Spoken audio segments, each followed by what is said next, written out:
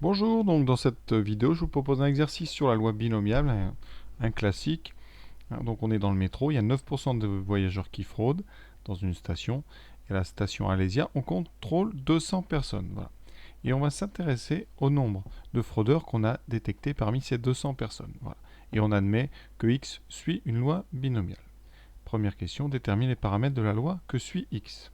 Alors, on nous demande de déterminer les paramètres de la loi que suit X. Alors, qu'est-ce qu'on peut indiquer? Alors, j'ai déjà écrit, comme ça, on va pouvoir commenter calmement.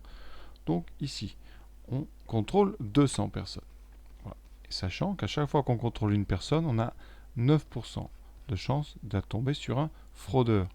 Donc, on répète tout simplement 200 fois, de façon identique et indépendante. Alors, pourquoi identique et indépendante? Parce qu'à chaque fois que vous interrogez quelqu'un, eh bien, vous avez toujours 9% de chance que ce soit un fraudeur.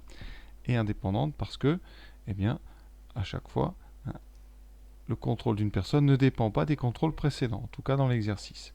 Voilà. Donc, on répète 200 fois quelque chose comme ça, ce qui a deux issues. C'est-à-dire l'issue que je contrôle un fraudeur ou je ne contrôle pas un fraudeur. Et donc ça veut dire que vous avez répété 200 fois une épreuve de Bernoulli, dont la probabilité du succès, ici c'est fraudeur, c'est de 0,09. Alors pourquoi 0,09? Parce que 9%, c'est 9 divisé par 100. Voilà. Donc, eh bien, en répétant 200 fois de façon identique et indépendante une épreuve de Bernoulli, on forme ce qu'on appelle en maths un schéma de Bernoulli. Et ici, c'est un schéma d'ordre 200, puisque vous allez répéter 200 fois la même chose. Donc, si vous devez dresser un arbre qui résumerait la situation, eh bien, vous auriez en début votre épreuve de Bernoulli avec votre 0,09 qui mène à un fraudeur, F, et votre branche à 91, 0,91, donc 91%, qui mène à un non-fraudeur. Ça, c'est une épreuve. Et cette épreuve, eh bien, de Bernoulli, on la répète 200 fois.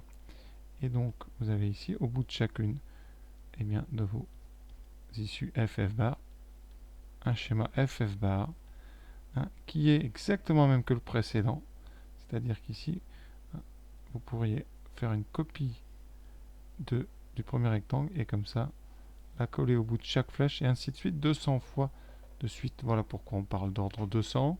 Ensuite, eh bien, quand on a cette répétition ici, on remarque que dans l'arbre, toutes les branches F sont des branches à 0,9, toutes les branches F bar sont des branches à 0,91. Et donc, eh bien, on dit que X suit la loi binomiale B 200 009, c'est-à-dire qu'ici, le premier paramètre c'est n, l'ordre, c'est-à-dire le nombre de répétitions que vous faites, et en deuxième paramètre c'est P, la probabilité du succès d'une épreuve de Bernoulli, donc 0,09. Donc on écrit plus simplement X suit, alors le symbole c'est un petit symbole comme ça ici, et B 200 009. Si vous préférez, vous pouvez écrire en français X suit la loi binomiale de paramètres n égale 200 et P égale 0,09. Alors maintenant, combien de personnes en moyenne vont être signalées lors de ce contrôle? Combien de personnes en fraude? Alors ça, vous avez le mot important, et bien c'est le mot moyenne. On est donc en plein dans le calcul de l'espérance mathématique de cette variable aléatoire grand X. Alors je vous rappelle le cours. Là c'est la question 2.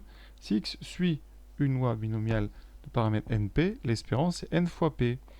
Donc ici, eh bien, comme X suit la loi B 200 0,09, donc 9%, eh bien, E de X, ça sera donc 200 multiplié par 0,09, c'est-à-dire ici 18. Donc, en moyenne, vous aurez 18 fraudeurs en moyenne sur les 200. Sur 200 contrôles. Voilà. Alors pour ceux qui s'intéressent, on s'en sert pas beaucoup pour l'instant en première, mais vous pouvez faire l'écart type de X, qui est la racine carrée de np cure. Ce n'est pas demandé, mais j'en profite pour vous le dire. Donc c'est np fois 1 moins p. Donc ici, ça serait racine carrée donc de 200 fois 0,09. Là, jusque là, vous avez 18 fois 0,91. Voilà, je vous le dis.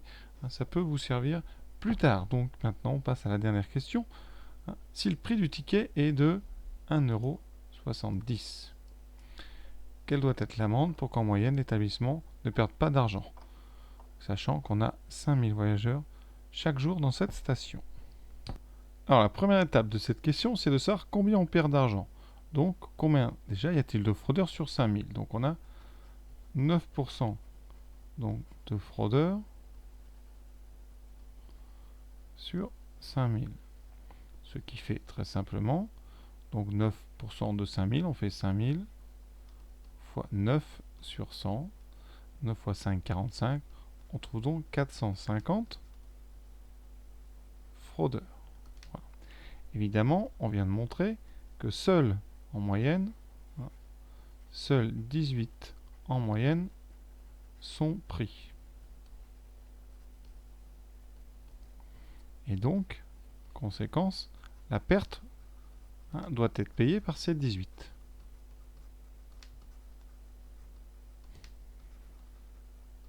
Par ces 18. Voilà. Donc maintenant, il nous reste à calculer donc la perte. Alors on a 450 fraudeurs. 450 fraudeurs. Donc, la perte, eh bien, c'est les 450 tickets que ces fraudeurs n'ont pas achetés. Donc 450 fois 1,70. Cela donne 765 euros. Et ces 765 euros, eh bien, ils doivent être payés donc par nos 18 fraudeurs, enfin les 18 qui ont été pris. Puisqu'on a contrôlé 200 personnes, on a pris eh bien, 18 fraudeurs. C'est donc eux qui doivent payer ces 765 euros. Donc on fait 765 divisé par 18, ce qui nous donne 42,5 euros. Donc si on ne veut pas perdre d'argent, prix de l'amende, eh c'est donc 42,5 euros. Donc voilà cet exercice classique terminé, à bientôt.